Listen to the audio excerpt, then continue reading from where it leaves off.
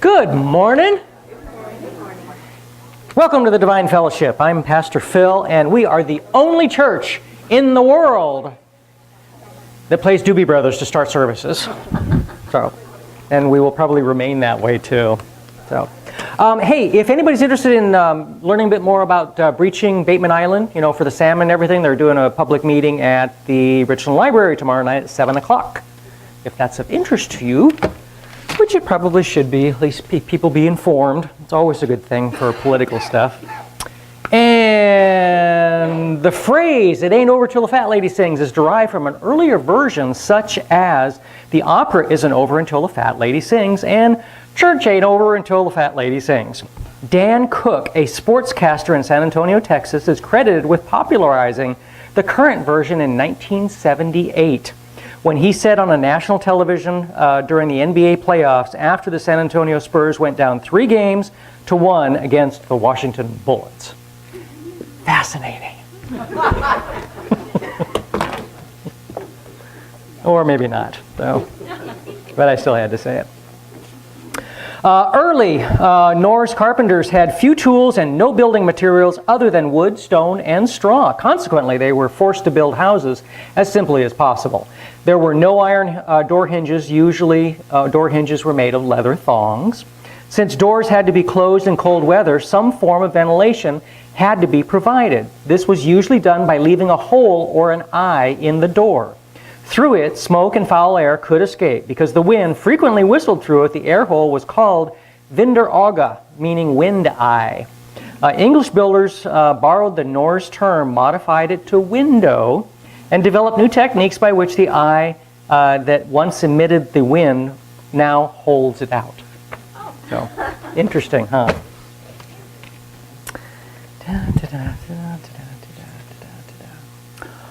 All that we know is nothing. We are merely crammed wastepaper baskets, unless we are in touch with that which laughs at all our knowing. The greater the ignorance, the greater the dogmatism. Sometimes. The knowledge of the world is only to be acquired in the world and not in a closet. So. Ta-da! Oh, and also this time of year, a lot of companies are doing the United Way thing.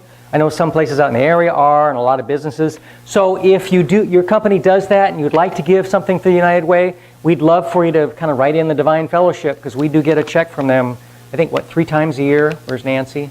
Isn't it about once a year now? Well, we've only gotten one so far, but I think we'll get another one. Yeah, we get a couple a year. Okay, we get a couple a year, and it's always greatly appreciated, and sometimes a really big surprise. So, also for Amazon, if you're going to be doing any gift giving for this Christmas especially, it's Amazon Smile. Smile Amazon. Smile.amazon.com. Okay, smile.amazon.com for all you YouTubers also. Yeah, sign up for that. Put the Divine Fellowship in there, and we actually get a little piece of something. 0.05%. Okay, 0.05%. Thing that you buy, and it's the same price of everything. Yeah. So if you're an Amazon Prime member, you get all that. It's just, So 0.05 from a lot of people, hello YouTube, it could actually mean something. Yeah, and just in case you're asking, you cannot claim that 0.05 because Amazon is providing that for the charities that they do. So, but it doesn't cost you anything other than what you're buying. Yep. We're having a potluck today for anybody that didn't remember, and if you didn't bring something, it's okay. Please stay and eat. We'll have plenty. Yeah, he actually just said what I was going to say. Oh, so give me the microphone back. Well, that's only one of the things I was going to say. Okay, first things first. I need to do a little housekeeping here. We've had a few complaints about the conversations that are going on during the service. Oh God, I thought it was about me. No, but it has been brought to my attention by several different people So if you could please limit your conversations to before and after church, that would be so much appreciated, because there are a lot of people who cannot hear the service or hear what Phil or Janice is saying if there's conversations going on around you. So just be courteous of that. Also, another complaint that we got was the parking situation. A lot of people will come in, there's already cars parked. We try to park diagonally out here, and I'm not sure in the back, I think they do the same thing. But if you see that there's a car there, pull in next to it, enough space that they can get in and out of their car, but don't leave a big, huge space that nobody can park in. You know what I'm kind of saying? So maybe just be aware of it, be aware of it, and maybe just park a little bit closer so we can fit more people in the parking lot, because it's going to get crowded, busy. Okay, Holiday Fair, December 3rd. It is a Saturday. It will go from 9 to 3. I do have some people who have signed up. I have room for about 14 or 15 tables. It's a $25 fee for the church, for the table space. You can, if you have a service, you can sell gift certificates. You can offer that service for a small little fee. If you do, like I do aura imaging, so I'm going to do aura imaging that day, plus have gift certificates available if you'd like to purchase them. So that is just an idea of what, if you have a product that you'd like to sell. Also, if you're a vendor and other people here in the community in the church, get the word out. We want other people other than just our community here in the church to be able to know that we're having it and to come, because we're not really doing any advertising for it. So I'm going to send the sign-up sheet around again for those who may be interested. Sign up and then I'll contact you. Potluck, yes, come, enjoy. We have lots of food. Eat, enjoy. That was everything, right? And had a nice gathering on Friday night talking about ghosts. Had about 35 people, 40 people, so it was a good sized group. Thanks everybody, that was a lot of fun. We'll probably do it again next year. Did it last year, only last year was way different than this year. So imagine that. We do have a couple patron saints by the name of George Carlin and John Lennon. And John said, I know you say that I'm a dreamer, but I'm not the only one. I hope someday you join us and the world will live as one. Still just should be a song. I mean, that's just too good of words. George, equally as insightful, just when I discovered the meaning of life, they changed it. Who knew? So, more t-shirts. These really are t-shirts you can buy, by the way, which is a little scary. If I died and went straight to hell, it would take me a week to realize I wasn't at work anymore. Sometimes I drink a glass of water just to surprise my liver. My dog thinks I'm awesome, but he also thinks dead squirrels are awesome and poop, but mostly me. So. And those are the only ones I can read today out of this one. So there's plenty of other ones that may be of interest to you. Teachers and kids. Oh, there we go. I took that off, the only one there. Okay. Did that one. Now, Simon, tell me frankly, do you say prayers before eating? Simon, no, sir. I don't have to. My mom's a good cook. Teacher, Clyde, your composition on My Dog is exactly the same as your brother's. Did you copy his? No, sir. It's the same dog. Harold, what do you think? What do you call a person who keeps on talking when the people are no longer interested? A teacher. Oops. You wanted to say something else, did you not? I actually remembered, which is pretty amazing. You know it's important if William comes.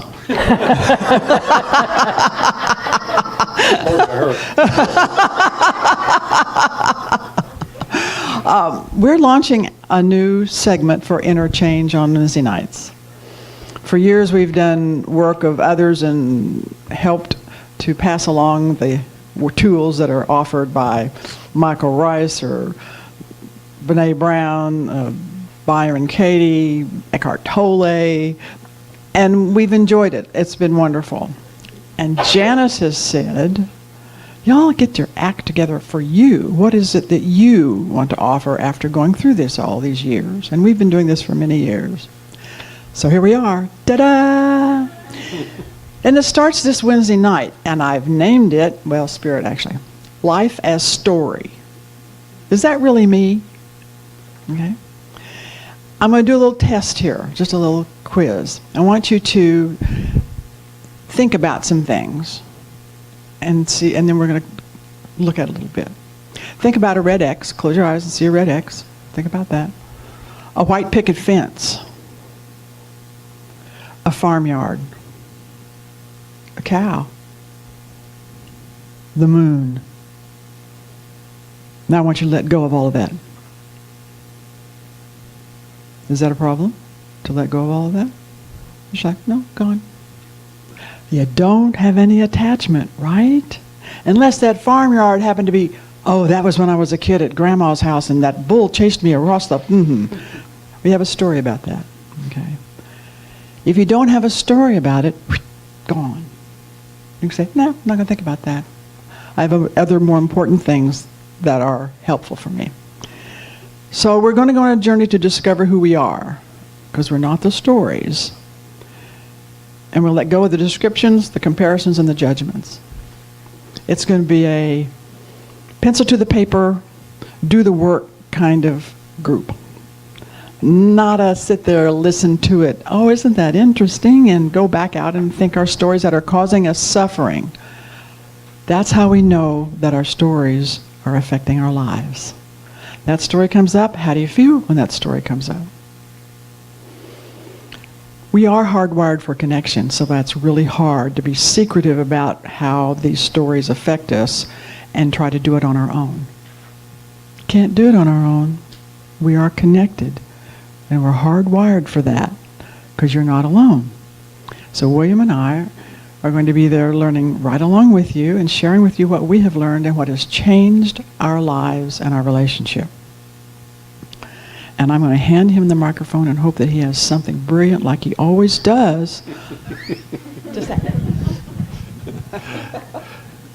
So how many of you, when you see Janet's up here, and she's so cool, right? And she tells you, this is not automatic. I have to work at this, right? Every Sunday she gets up here and she's vulnerable.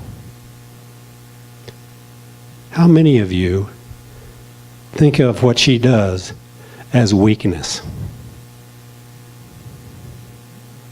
It's courage, isn't it? Courage. Big time courage. When you think of yourself as being vulnerable, how many of you think of it as weakness? Sometimes. Yeah. Okay? That's something to look at. When we experience that vulnerability and we judge ourselves, the mind says that's weakness. And yet, it is the greatest courage. It is the source of creativity and innovation.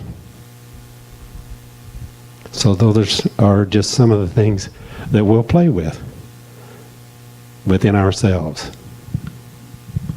Hope to see lots of people there who are willing to go through this together, connected. Thank you. Is there a fee for that class? I'm sorry? Is there a fee for the class? Yes, there is a fee for the class. It's the first time we've ever charged a fee. Talk about vulnerable. It's $10 for each class. And what we have created, we know from Spirit Guidance, it's well worth it because we've been through it. So I hope to see you there. If it speaks to you. Thank you. You know, I'm still back at the picture you painted in my mind, and my cow was jumping over the moon. And the whole time you're talking, my cow is still jumping over the moon. So, sheesh. Okay. At a wedding ceremony, the pastor asked if anything has to be said concerning the union of the bride and the groom. It was their time to stand up and talk or forever hold their peace. The moment of utter silence was broken by a beautiful young woman carrying a child. She came up from the back, started walking slowly toward the pastor. Everything quickly turned to chaos, though. The bride slapped the groom. The groom's mother fainted. The groomsmen started giving each other looks and wondering how best to save this situation. The pastor asked the woman, "Can you tell us why you came forward and what you have to say?" And the woman replied, "We can't hear in the back." There you go. There are flyers in the back on the table.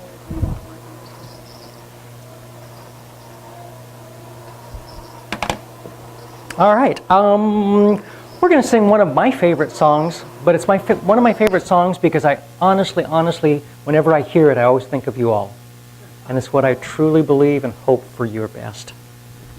Forever young. Okay. What am I doing here? Rise, I say. Do you like our little ghosties? Yes. Ain't they cute? I don't know. Well, they tended to fall into oblivion. Yes, scared the crap out of us during ghost night.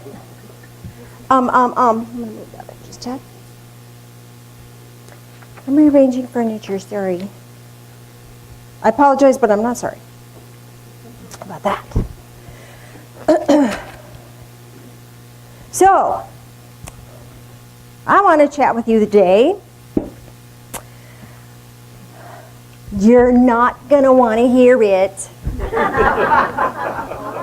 And I'm kind of right in the same vein with Sandra and William about your story, about our stories, about stuff. Because we don't want to let go of stuff. We want to hang on to that stuff. And here's the deal. This is fall. This is the time of the year for leaves to fall. And so, they just let go of their leaves. They don't need them anymore, blah, blah, blah. So, the AA people have a phrase. Well, I don't know if it's theirs, but I'm honoring them because of the work they do. And they say, let go and let God. And I know that's been a real benefit and a real blessing to a lot of people. I hate that phrase. Hate that phrase. Because, here's my issue. I have issues, people. My issue is that a lot of times we think that let go and let God means you're hanging off a cliff and hanging onto that tree branch. Remember those pictures? Let go and let God. God's not going to suspend the law of gravity for you. Not happening. So it's a letting go and letting God is also about hanging on to the right stuff. You can't let go of the stuff you don't need anymore. You can't let go. Gravity's working here. If you don't have something else to hang on to. But we have a hard time letting go, and there's a reason for that. I think there's a reason for that. Well, look at that.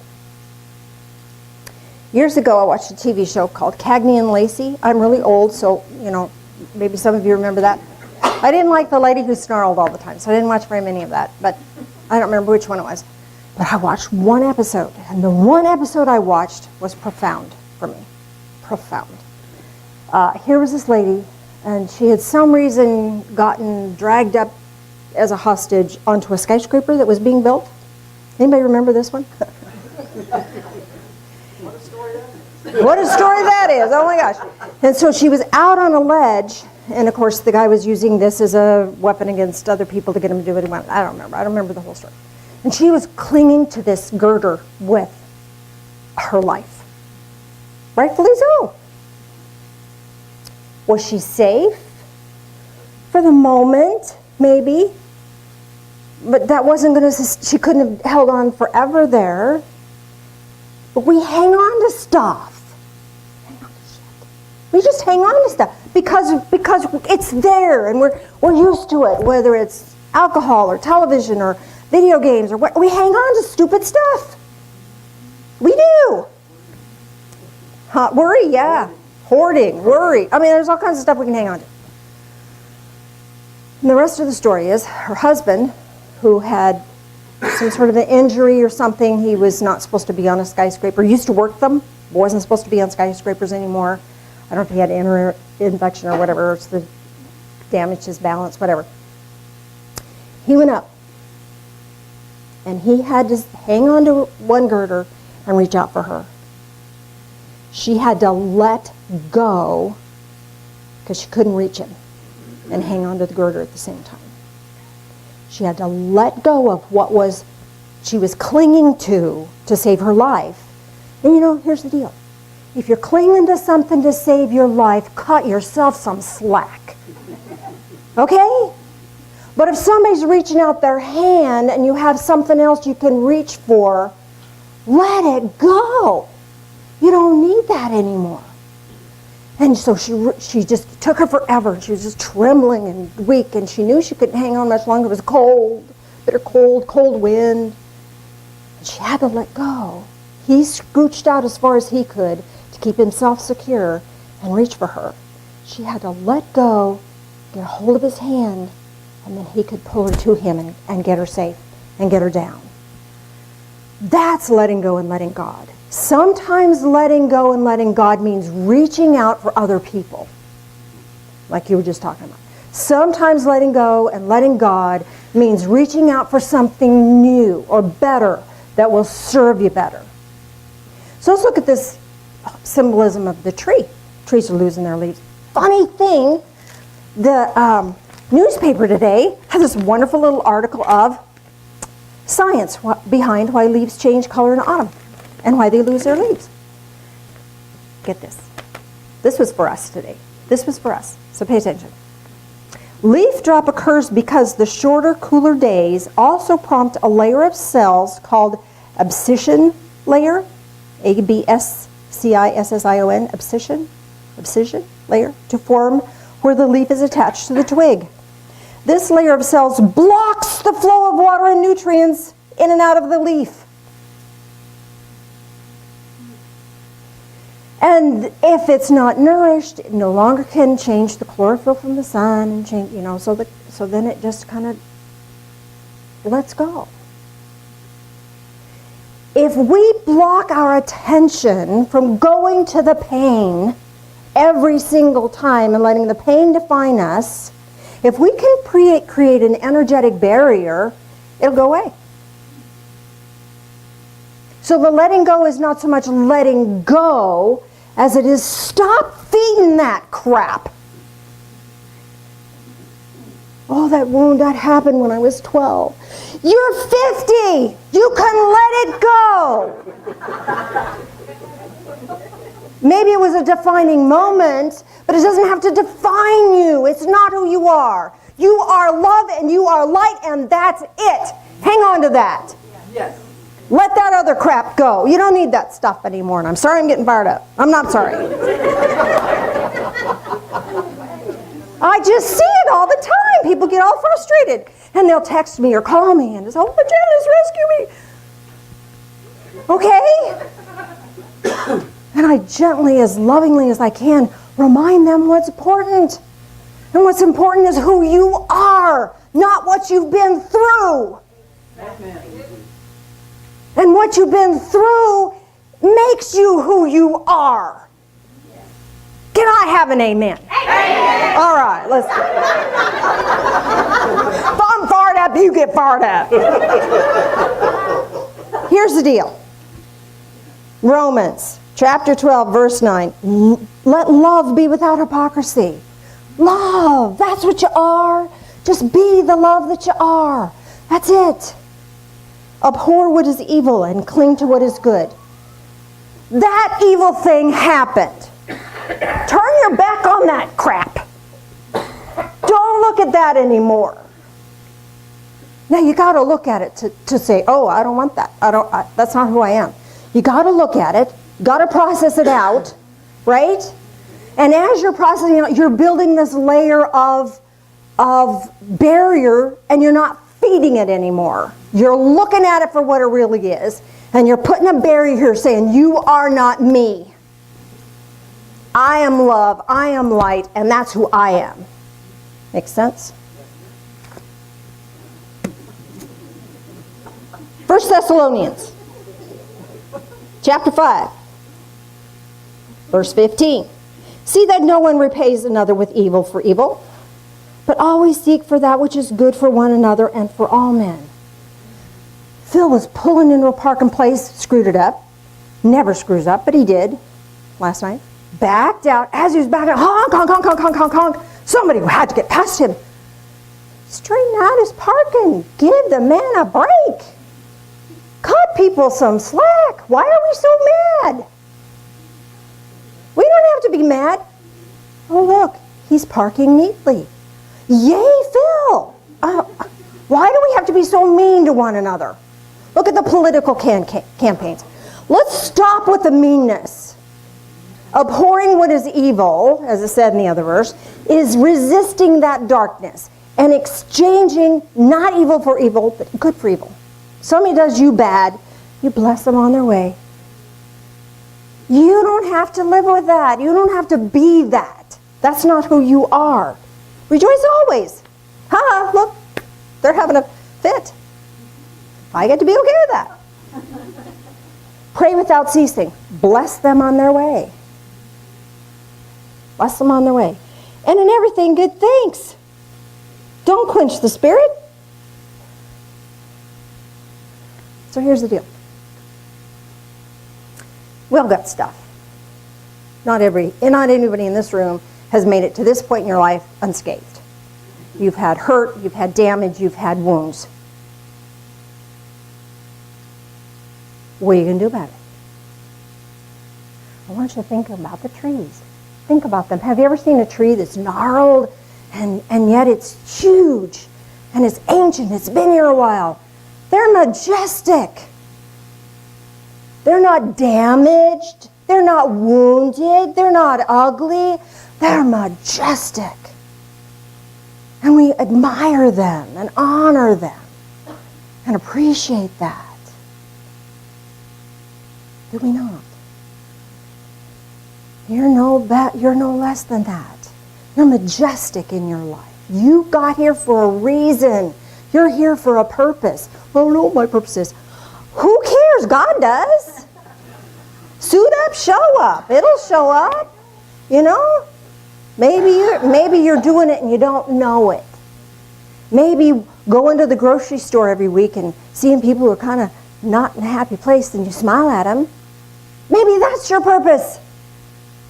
That's a big deal. If somebody smiles at me in the grocery store, I'm like, oh, thank you. I made it through the day, and this is a grueling task. Because I'm always that side of the store, and I remember I need something over there. I'm tired. I got to go all the way back over there. And somebody smiles at me. Oh, I can make it.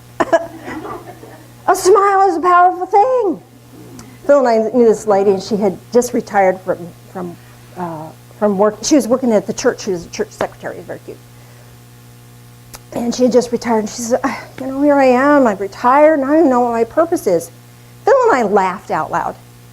This woman had the most wonderful, welcoming spirit. When you walked in the door, you felt as if you were a long-lost friend. She had this wonderful, amazing hospitality, spirit of hospitality. She just made everybody feel home and safe and welcome. And we just laughed and said, you do it every day. Even we saw her in the post office, and she was, oh, hi, I'm so glad to see you. Like it was her post office. Oh, I'm so glad to see you. Welcome in. She just had that spirit. So whatever your spirit is, whatever your purpose is, you're probably already doing it and don't know you're doing it. Keep being who you are. Keep being the love that you are. Let that shine. And start building this barrier between you and the story, you and what was. You don't need that anymore. You're majestic. You're powerful. Phil and I, a few years ago, there was a tree It was supposed to be one of the oldest living trees in America. And it was, where was that, Phil? It was outside of Seaside. Do you remember how old they said that thing was? Centuries, wasn't it centuries? Yeah, it was old. And it was huge, just huge. And, you know, it wasn't perfect, but it was magnificent. And people, it was a sight to be seen. It was a sight to be seen. It was a magnificent tree. Have you ever been to the Redwoods? Magnificent trees. Magnificent trees. So I want to take us on a guided meditation, and we're going to go to a magnificent mystical tree.